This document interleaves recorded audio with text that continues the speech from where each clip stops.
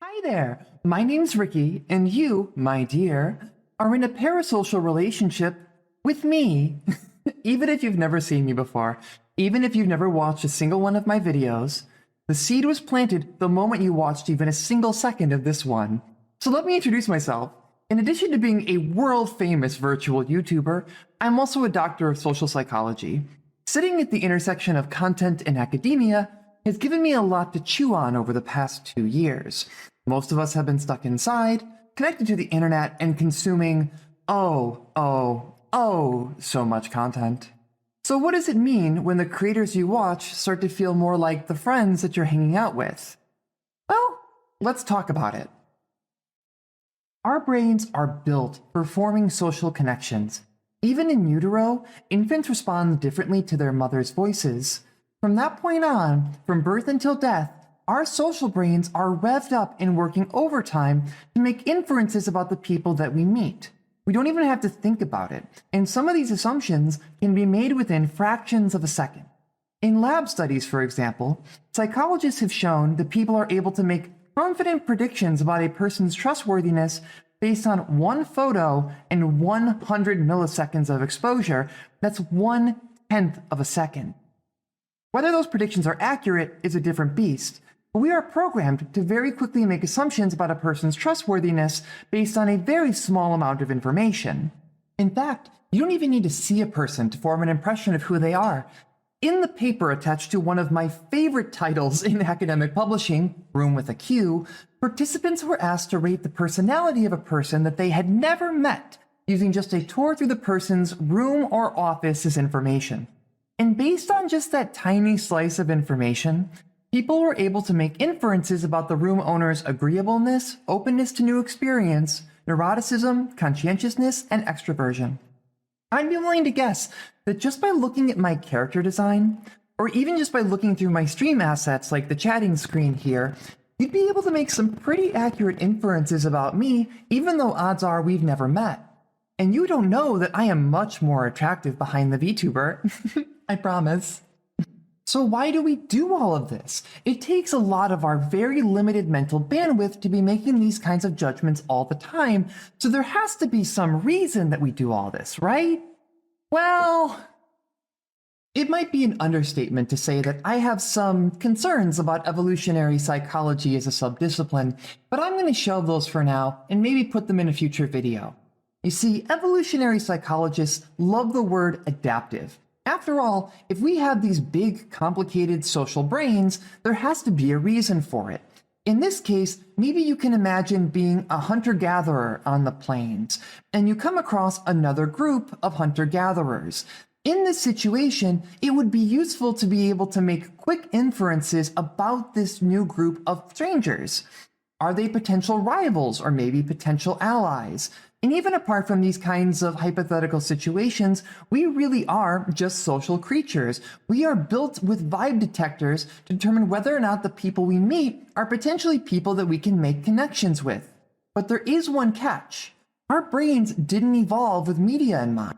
So we've got these brains that have been tuned to form social relationships with people quickly and easily, but our brains don't know whether those connections are mutual or even if that person is real. This is the underlying mechanism behind parasocial or one-way relationships. If you listen to a musician and you start to feel a personal connection to them through their lyrics, if you're deep into a podcast and you start to feel like maybe you and the host could be friends, or maybe you have an elaborate personal fantasy where you meet John Darnielle of the Mountain Goats while shopping for groceries, you hit it off, you talk about music, and you end up collaborating on a concept album about doom.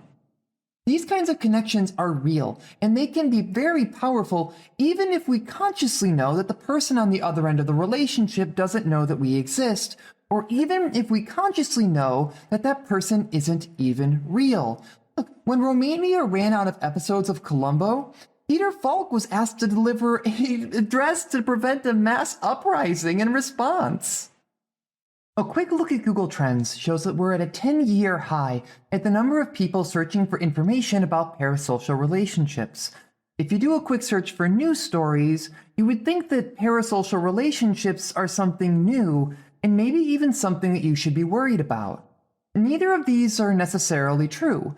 The seminal paper on parasocial relationships dropped in the 1950s. This is an area of research that's nearly as old as color television. If you drill back even further, you can find stories and accounts of people forming strong emotional connections with characters in The Lord of the Rings, Les Miserables, and religious texts. Heck, you can even go back far enough and find people willing to admit that they had formed emotional attachments to Mr. Ed the Talking Horse. A talking horse, of course! That would be almost as wild as forming a connection with a talking deer on YouTube. That would never happen. Though it's perfectly normal to have parasocial relationships, everyone does it even if they don't set out to make them. However, is that something you should worry about? No. Parasocial relationships are normal. They can even actually be beneficial. Look, I grew up in Chicago in the 1990s. If you show me a kid that grew up there and didn't admire Michael Jordan, I will show you a liar. That kind of aspirational connection can motivate people to try new things and overcome challenges. Looking up to someone that we identify with can even boost our self-esteem regardless of whether or not that relationship is parasocial. There's even a whole school of therapy called cinema therapy where people can get actual therapeutic benefit from seeing characters that they identify with navigate situations that are similar to what they, as the observer, are dealing with. Personally, I think a lot of us do this without realizing it, and it's why some of us seem to gravitate towards similar character archetypes that click with something that either we are trying to deal with or something that we are aspiring to. For instance, I have always liked lesbian characters, and maybe that would have been a sign that I should have realized something about myself maybe a decade or two earlier than I did. Parasocial relationships are generally fine to good, but there is one caveat that I feel like I need to mention. The problem isn't that our social brains can work overtime to make us feel like strangers are our friends. The problem is capitalism. I know, what a twist. Anything and everything can be commodified, and our social connections are no different. Marketing folks realized a long time ago that people are much faster to open their wallets for someone that they feel a sense of familiarity with. So let's look at the example of Showa-era pop music, aka kaiyakyoku. Kaiyakyoku singers sang relatable songs and presented a public image that was explicitly cute and approachable. However, for many of these performers, that image, as well as portions of their private lives, were heavily controlled by their managers. The strategy of the day was to find local talent and cultivate them into lightning rods for parasocial connections. Now, interestingly enough, they were actually separated from their fans up until about the mid-80s, only appearing on television or during special events. But that didn't stop their fans from forming powerful social connections with their favorite idols. And now, in the modern idol era, handshake events and meet and greet events can attract tens and hundreds of thousands of fans to just one event. Folks will travel and stand in lines hundreds or thousands of people deep just to get a handshake and a Polaroid with their favorite idol. These same dynamics also play out on smaller stages as well.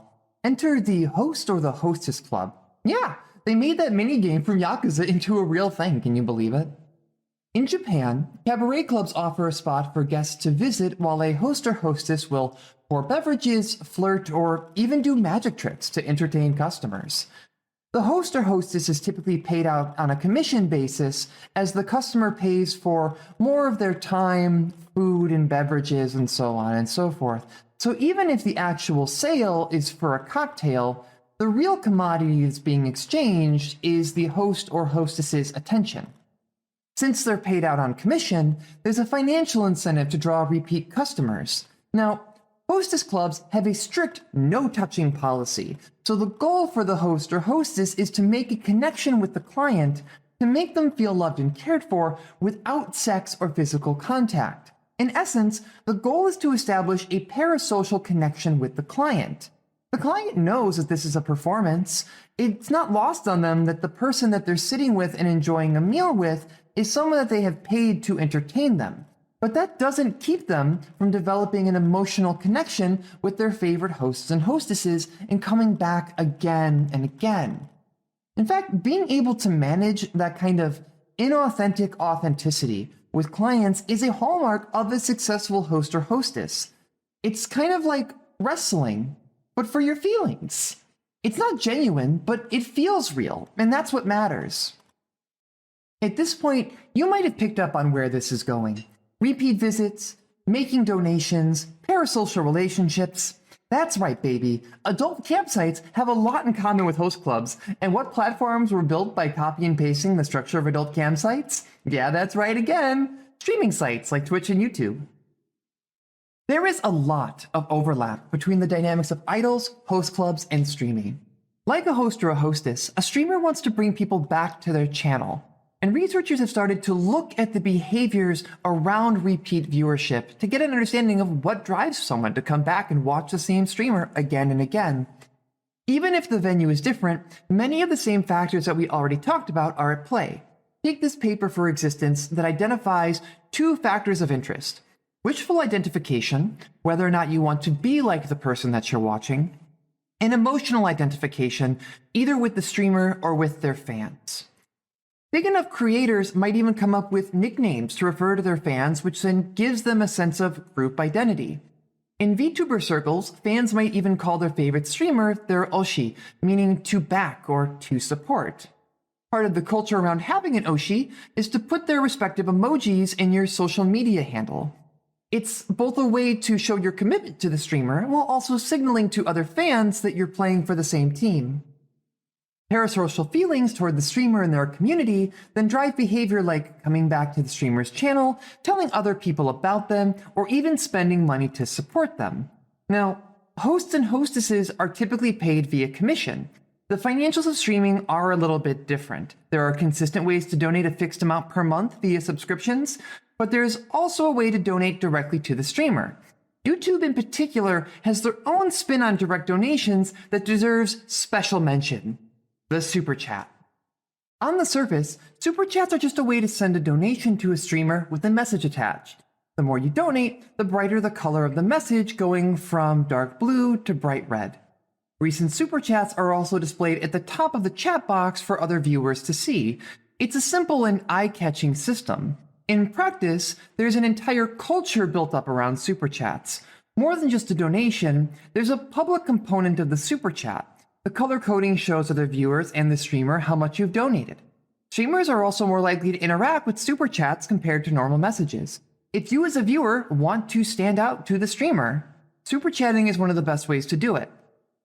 The culture around Super Chats is so central to YouTube and the VTubing subculture within it that popular streamers like me might even set aside entire streams just to go over and respond to Super Chat messages. In some cases, such as with out-of-nowhere superstar RickiHirsch, her fans refer to her Super Chat readings as the main event, or honhi. Most people, probably the majority of people, use Super Chats because they want to support their favorite streamers and see them go up in the rankings. For others, Super Chatting has a little bit of a different connotation. Just like how a client in a hostess club might buy more of their favorite hostess's time to keep her from spending that time with other clients, some viewers take Super Chatting as a way of purchasing the attention of the streamer. In these cases, the Super Chat is less like a donation and more like purchasing a Polaroid with their favorite idol. The pressure to acknowledge donations can also work to create some less than ideal situations.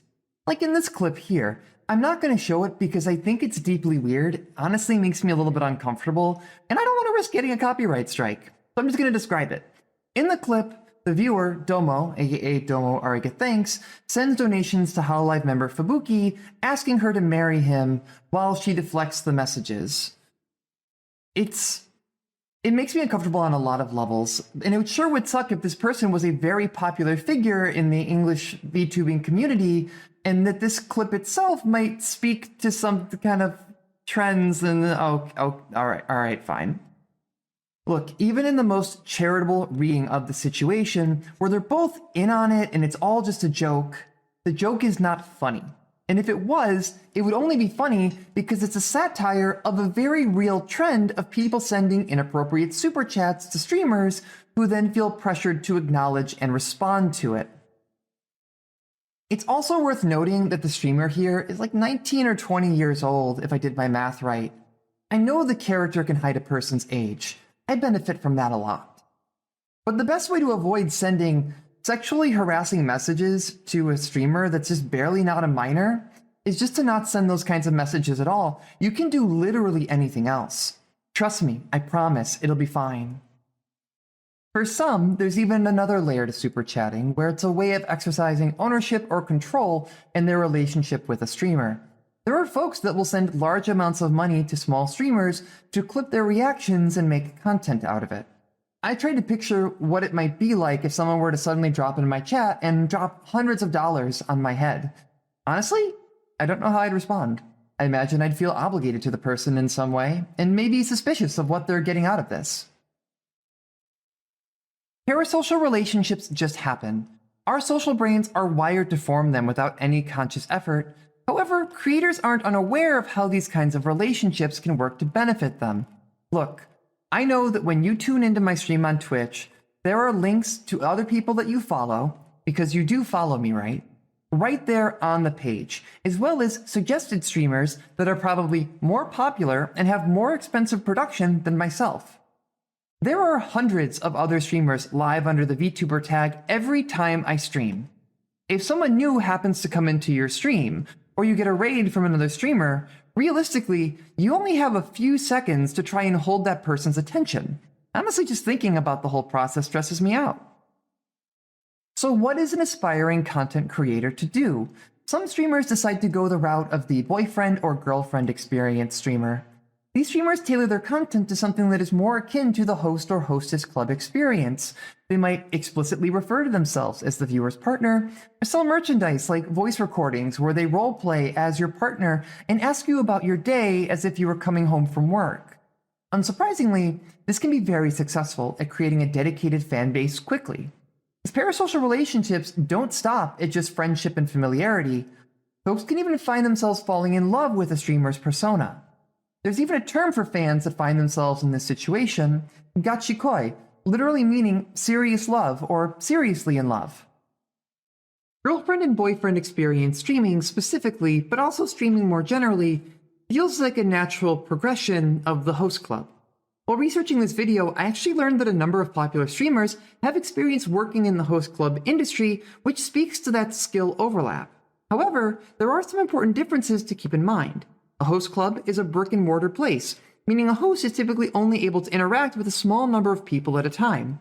Through the internet, a streamer can interact with tens, hundreds, even thousands of people at a time without any extra effort. Since the other viewers aren't physically present, the atmosphere can seem personal, even if there are thousands of other people watching. Streaming really takes these same dynamics of the host club and blows them up to stadium-sized audiences. Host clubs also have strict no-touching rules and managers on site to keep anything explicit from happening and ensuring that everyone is making room for Jesus.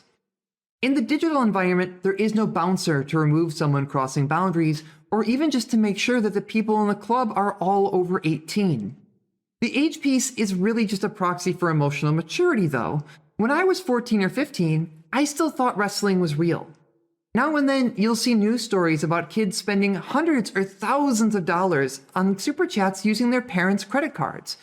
And even if YouTube does have an upper limit on how much a person can super chat daily, that person can always just make a new account to bypass those limits. Since I started working on this project, actually, VTuber group Nijisanji actually added this statement across their online presence, indicating that, hey, if you're under 18, you probably should ask your parents before watching any of our talent. I would feel remiss if I didn't talk about COVID-19 here as well. There is a third factor that comes up in the parasocial relationship literature on top of the ones that we've already talked about, and that's loneliness. For the past 2 years, we here in the US of A have been under varying degrees of lockdown. Loneliness has been an epidemic. For people stuck inside, parasocial relationships can be a life preserver. Take, for example, this viral post about a former QAnon follower that found their way out of a right-wing rabbit hole via watching VTubers. Loneliness can take people to some dark places, and research on cults and right-wing conspiracy groups highlight how loneliness drives people to, one, join these groups, and two, stay in those groups. Being able to connect with creators and their communities can help pull someone out of a very dark place. It also means that Hololive might be more successful at de-radicalization than all of BreadTube combined. In an interview, the manager of the English branch of Hololive mentioned that they had no idea how successful their English language talent was going to be. As soon as I read that interview, COVID was the first thing that came to my mind.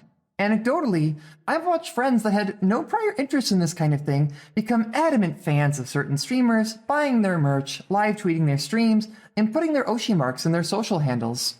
And good for them! I want to circle back and reiterate that parasocial relationships aren't bad. For many people, the vast majority of people even, they're a way to connect with other people, find a motivation to be like the people we admire, and in some cases, maybe even get some therapeutic benefit. Like all things though, there is a line that can be crossed. The important thing is to stay grounded and keep things in perspective.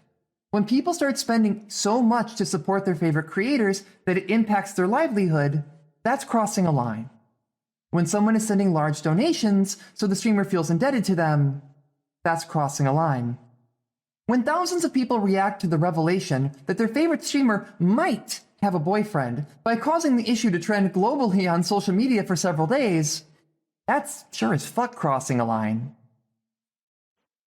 To stress it even harder, it's not that parasocial relationships are bad or something to worry about. It's that the monetization that is built up around them creates these unbalanced situations where people can start to lose their footing and maybe end up in some dicey situations. In short, the problem is capitalism. And as long as you keep in mind that at the end of the day, your favorite streamers aren't your friends, your partners, or your therapists. They're entertainers. So go ahead, be entertained, but keep your feet on the ground and basically just don't be weird.